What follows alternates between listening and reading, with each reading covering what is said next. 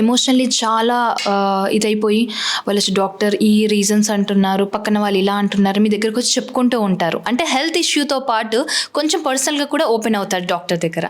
So మీ side నుంచి ఏ విధంగా ఇస్తారు వాళ్ళకి moral supports?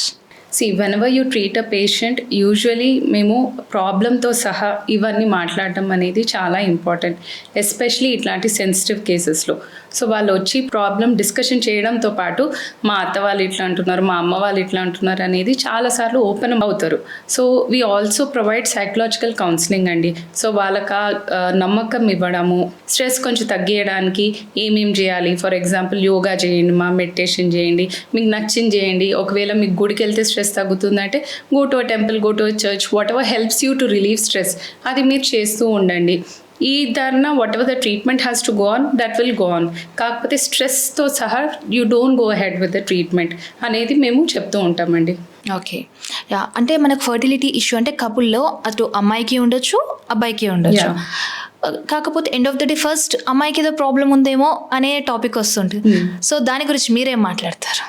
Most of the times ఇప్పుడు యాజ్ పర్ గ్రాఫ్ చూసుకోవాలంటే పేషెంట్స్లో కామన్ కాజ్ అనేది ఎక్కువ, అంటే ఇద్దరు ఫ్యాక్టర్స్ కలిసి ఉన్న పేషెంట్స్ అనేది మనం ఎక్కువ చూస్తూ ఉంటాము. సో యాజ్ పర్ మనం స్టాటిస్టిక్స్ వైజ్ వెళ్తే మాత్రం 30% it is most of the times female, 30% most of the times male, 30% it is combined, and 10% times మనకు ఎవరిలో ప్రాబ్లం ఉందో తెలియదు, ఇద్దరిలో ప్రాబ్లం కనిపించదు, but they will be having infertility issue. So this is a statistical problem. So ఇద్దరు కలిసి వస్తే it will be very nice to treat them. వాళ్ళలో ఏం ప్రాబ్లం ఉందో తెలుసుకొని ఆ ప్రాబ్లం పరంగా ట్రీట్మెంట్ ఇస్తే మనకు ట్రీట్మెంట్ అనేది కరెక్ట్గా జరుగుతుంది. ఓకే, అంటే జనరల్గా మనకు మెన్లో కూడా ఇందాక మాట్లాడుకున్నట్టు ప్రాబ్లమ్స్ ఉండొచ్చు. సో వాళ్ళని టెస్ట్ చేస్తున్న టైంలో చేయించుకోండి అన్నప్పుడు ఏమైనా హెసిటేషన్ చూపిస్తారా?